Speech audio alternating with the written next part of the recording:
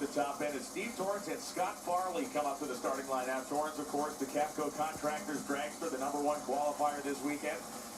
The team has been working very, very hard to do something that they have been failing at, which is to out-mile-an-hour Brittany Force's car. They have been able to do it to a degree. We have seen this car turning those 330 mile an hour and near 330 mile an hour speeds, which is what they've been looking for, and they have been looking for that aggression down low. During their #1 qualifying run, they recorded a .809 60-foot time. Tony, translate that into plain English.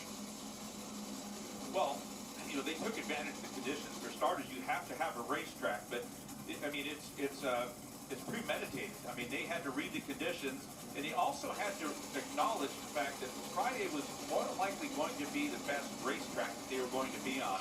So everything they did to the car, you have to give it power, but you also have to put the correct tire on it. They probably went with a new tire that allowed more slippage, maybe a shorter tire, because when you have a track that's really tight. So all of these things that they did really played into their hands. Connecticut's Scott Farley driving the Top Fuel dragster. Terry Totten is next to Torrence.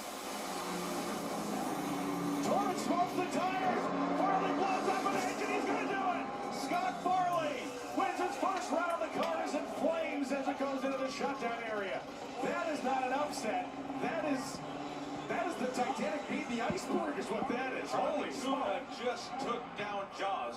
And that's why they run the races. That's a cliche, but that is exactly what happens. We talked about the good air, the cool air, and look at the starting line advantage. That's just how quick Steve Torrence was off of the starting line, but the car loses traction. So forget about the right lane being at a disadvantage because of the bald spots. That's just an adjustment the tuner has to make for the car. But Scott Farley did exactly what he was supposed to do. He's pretty late off of the starting line, but whoever set this car up, they did exactly what they needed to do. There's no point in trying to beat Steve Torrence with performance. Just being at the right place at the right time really worked for that team. Terry Totten sent this top fueler to the final round with Joey Haas driving in the Mile High Nationals next year. We're not saying that's going to happen today, but they're going to the second round. It is the first time a #16 qualifier has advanced at this race. You can see the car backfiring itself as it gets down to the 8th mile. And look at the starting line advantage for Torrence. Well, Terry Totten put the tune-up on this car, and he's probably thinking, go already. He's already in trouble, and it paid off.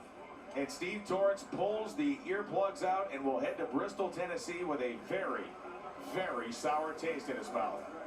Whoa. There are teams that have been struggling, and these are those teams as we continue on with Top